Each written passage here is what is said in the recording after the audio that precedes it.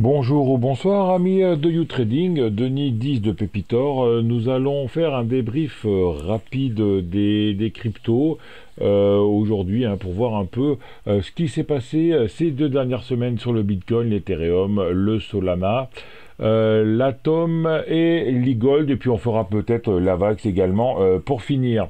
Pas mal de trucs qui sont passés ces 2 dernières semaines. L'actualité, d'abord, le FTX, FTX qui est presque en banqueroute. Alors je vous rappelle que le FTX c'était une plateforme. Par contre, c'était la partie centralisée des cryptos. Donc rien à voir avec les cryptos. Les cryptos, comme vous savez, c'est un écosystème décentralisé. Ce sont des programmes qui tournent. Tout le monde sait qui a quoi, en fait, sous la forme de code. Tandis que FTX ou Binance, c'est la partie centralisée des cryptos, c'est-à-dire que eux, ils achètent, ils vendent des cryptos qui parfois ils n'ont pas. Donc en fait, pour schématiser, c'est une grosse feuille de calcul Excel et qui disent un tel a acheté tant de BTC à 20 000 dollars et a vendu tant de BTC à 16 000 dollars. Donc ça fait 20 moins 16, ça fait 4. Même des fois, ceux qui ont acheté des cryptos sur Binance et qui essayent de les mettre dans un wallet externe, parfois vous êtes obligé d'attendre quelques heures, voire quelques journées pour être servi, parce que Binance n'a pas les cryptos en stock. Donc faites attention, c'est vraiment deux choses complètement différentes. La partie décentralisée des cryptos, qui sont les swaps, les AMM, etc., etc., les cryptos en elles-mêmes, et la partie centralisée qui vous permet entre autres de passer d'euros en crypto. Et après les cryptos, moi je vous conseille de les sortir sur un wallet ou encore mieux sur un ledger. Donc voilà. Petite parenthèse finie, on va commencer tout de suite notre débrief hebdomadaire. Donc, on va commencer avec le Bitcoin, comme d'habitude, avec une vue hebdomadaire. Voilà, un plus haut ici, première touchette en décembre 2017 des 20 000 dollars. On casse ensuite ces 20 000 dollars. On va chercher les 60 et en pointe les 69 000 dollars. On identifie 3 zones dans la montée. On revient ensuite chercher ces 20 000 dollars qu'on est en train de travailler depuis le printemps. Depuis le 13 juin, on est autour de ces 20 000 dollars avec une grosse frayeur cette semaine. Je voudrais m'attarder un peu là-dessus parce que ça s'appelle un cycle en fait. C'est-à-dire, première touchette d'un plus haut, l'hiver en plus, on revient titiller cette résistance, on casse vers un plus haut et on retrace 100%. Donc là, normalement, si on est haussier, si on croit aux cryptos toujours, on devrait faire la même chose, c'est-à-dire rechercher ces 69 000 comme on avait fait ici. Donc voilà, donc là on se répare ici, en fait, rechercher ces 69 000, les casser et aller chercher beaucoup plus haut. Ça c'est l'hypothèse pour les haussiers et pour les cryptos maniaques. Mais maintenant, comme vous avez vu, ce cycle a duré de décembre 2017 jusqu'à décembre 2022, donc c'est un cycle de 5 ans. Donc on va maintenant un peu zoomer pour voir ce qui s'est passé ces 2 dernières semaines, et ça a été le phénomène FTX.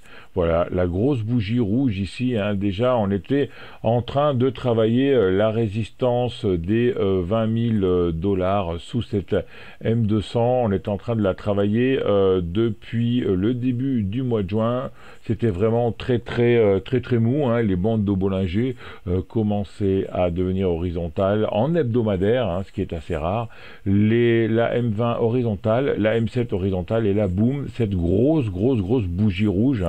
Beaucoup de stops ont sauté, on a recassé les 18 000, on a recassé les plus bas annuels à 17 000 pour aller chercher les 15 000 points. Donc on avait perdu dans la journée, on va regarder ça en vue journalière par la suite, ce sera plus facile.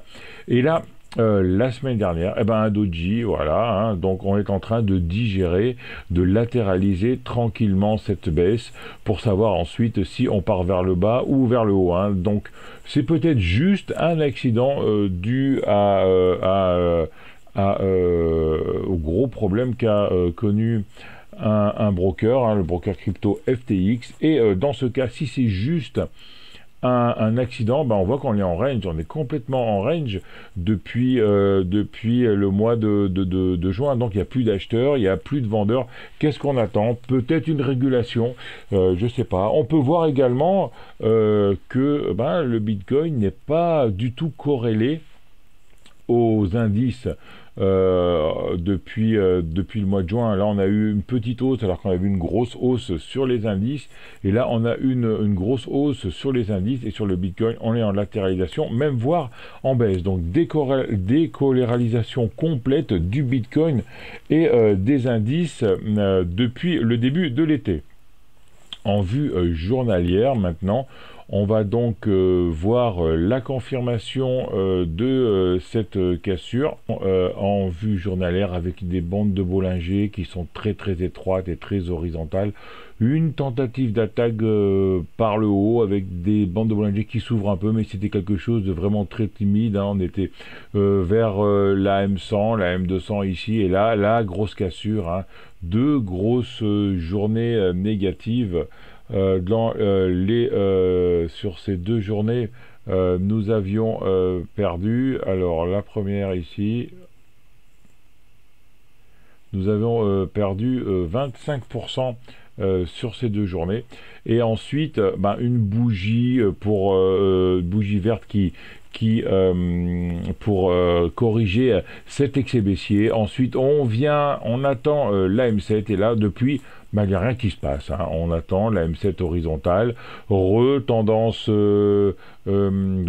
tendance neutre, hein, la M20 qui redescend mais qui va bientôt s'aplatir, les bandes de Bollinger, les deux qui sont convergentes, mais on sent bien que là on va bientôt, les deux qui vont bientôt devenir divergentes, qu'elles vont les deux aller ensemble, et ensuite on va probablement retourner sur le tube ici, phase 4 des bandes de Bollinger, hein. Donc là on voit, on prend la bande de Bollinger par le bas, phase 2, la bande de Bollinger opposée au mouvement se retourne, phase 3, et là on va attendre la phase 4, les deux bandes de Bollinger qui convergent.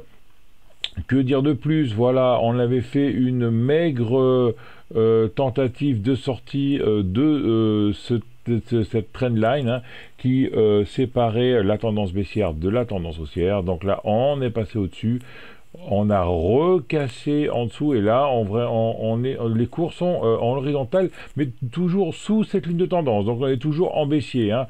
On voit que plus on s'approche de cette trendline, plus les bougies sont petites. Maintenant on va passer à l'Ethereum en vue hebdomadaire pour commencer. Donc on avait toujours cette support résistance à 1436 points, hein, qu'on avait touché pour la première fois au début de l'année 2018. On a cassé par le haut, on a retracé 100%, on a même traversé très fortement ces 1400$ pour aller chercher 870$ au plus bas, hein, en traversé aussi cette M200 hebdomadaire. On commençait à repartir pour récupérer ces 1400, non croisement baissier ici, support sur cette M200, et on voit vraiment la semaine dernière la grosse bougie rouge. Mais si on s'aperçoit bien, en fait cette bougie rouge, elle n'est pas plus grande que la bougie rouge qu'on avait eue le 12 septembre ou que la bougie rouge qu'on avait eue le 15 août. Ça a été spectaculaire parce que ça a duré 2 jours, mais en fait on a quand même bien digéré cette cassure, cette bougie rouge. FTX, les nouvelles FTX, les cryptos ont quand même bien digéré tout ça. Et en vue journalière. Voilà, on voit bien, on était complètement horizontal, hein, bande de Bollinger horizontale très serrée. C'est assez rare de voir si peu de volatilité dans les cryptos. Et là, une grosse attaque haussière. On est allé chercher la M200 et comme par hasard, dès qu'on tape la M200, on a un petit reflux et l'annonce FTX qui envoie le cours par le bas, excès baissier, on récupère cet excès baissier par une bougie verte et dérive latérale pour attendre la M7 et ensuite la M20. Donc à suivre hein, pour voir si on casse les plus bas ici ou alors si on arrive à rejoindre cette M200. Si on regarde le Solana maintenant, eh ben, c'est pareil, hein, on était vraiment en dérive latérale depuis pas mal de temps, hein, depuis le mois de juin. Et là, on casse par le bas le plus bas annuel, hein, voilà, FTX, boum boum, et pour aller chercher un peu plus bas, on descend d'un étage et on repart encore en dérive latérale comme sur le Bitcoin et l'Ethereum. On continue du côté de l'atome. Donc du côté de l'atome, on n'était pas en latéral, hein, on était en tendance haussière. Voilà les bandes de Bollinger qui montent. On était dans un canal haussier qu'on avait attaqué par le haut. Toujours cette fameuse M200 qui sépare la tendance haussière et la tendance baissière. On était venu la travailler. On repart vers le bas. On longe cette M200. On arrive à la casser. Ici, même on reprend une grosse tendance haussière, hein, aller-retour entre la bolle supérieure et la M7 et puis l'annonce de FTX. Ici, on repart tout vers le bas. Par contre, sur l'atome, on voit, hein, on n'a pas fait un plus bas annuel. Hein. Le plus bas annuel était à 5,60 et là, on est descendu à 9,50 seulement et dérive latérale. On attend un peu hein, quand il y a des quand il y a des secousses comme ça, on attend toujours ce que fait le Bitcoin qui dirige un peu tout, le Bitcoin, les cryptos qui dirigent un peu tout, pardon, le Bitcoin et l'Ethereum. On continue avec l'e-gold, ben, morne pleine, hein, dérive latérale, on casse par le bas et on n'a pas encore fait un plus bas que un bleu plus bas d'avant. Donc l'e-gold, on voit que quand même il est assez fort, hein, plus fort que le Bitcoin. Il y a toujours cette petite dérive latérale que l'on voit un peu sur toutes les cryptos. Et on finira par l'AVAX, AVAX de l'écosystème Avalanche. On voit, on casse par le bas, pareil, à M200 qui est un peu loin, on n'est même pas allé la chercher, et on voit qu'on fait des plus bas annuels, et toujours avec cette petite dérive latérale, des toutes petites bougies, plus de volatilité. Donc voilà, amis de YouTrading, les cryptos, j'appellerais ça un accident. Hein, parce qu'on a eu 2 voire 3 grosses séances de chute et après on retrouve dans un range horizontal. Donc 2 enseignements, hein, le FTX, l'incident FTX qui a fait plonger les cryptos, mais seulement pendant 2 jours, donc c'est vraiment un effet d'annonce, hein, dès que la tempête est passée, bah, on repart en dérive latérale. Et deuxième chose, la décorrélation des indices et des cryptos, hein, les indices montent, le Bitcoin et les cryptos sont flat, voire descendantes. Voilà mes trading, c'était Denis 10 de Pépitor. Comme d'habitude, si vous avez aimé, mettez un pouce bleu, abonnez-vous à la chaîne et faites sonner la cloche. Merci, ciao à tous.